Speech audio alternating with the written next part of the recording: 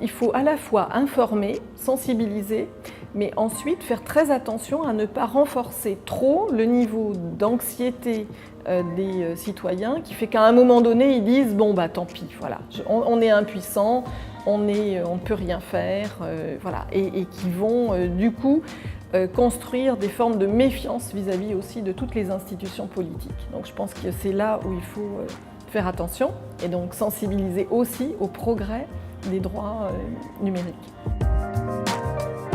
Ce qu'on peut faire, c'est utiliser quand même de préférence des moteurs de recherche qui ne tracent pas, qui ne viennent pas rajouter de traces. Donc on peut utiliser Qwant plutôt que d'autres moteurs de recherche, par exemple.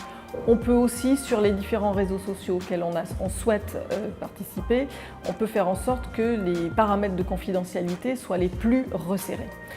Ensuite, bien entendu, on peut, pour ce qui est de sa propre responsabilité, limiter le nombre de cartes de fidélité, le nombre de publications inappropriées que l'on peut diffuser, etc.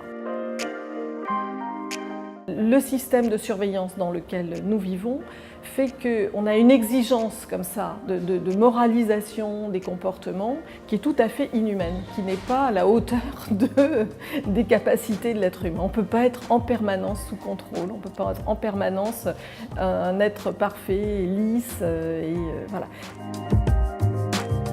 Il ne faut pas exagérer la pression que l'on met aujourd'hui sur les adolescents. Et je me rends compte, si vous voulez, qu'ils sont à la fois soumis à une pression des adultes. Parfois, c'est des interventions de policiers qui viennent dans les établissements, qui leur expliquent qu'il ne faut même pas mettre leur nom, qu'il faut mettre que des pseudos, qu'il faut... Et du coup, ça vient renforcer un niveau d'anxiété qui est déjà très élevé parce qu'entre eux, ils ne se font pas de cadeaux non plus. Et les adultes ne leur font pas non plus de cadeaux. Donc je pense qu'il faut développer des formes de tolérance en disant que ce système de surveillance ne doit pas se transformer en une espèce de prison numérique qui est le modèle originel du système de surveillance, le panopticon qu'avait inventé Bentham, qui était un système de prison.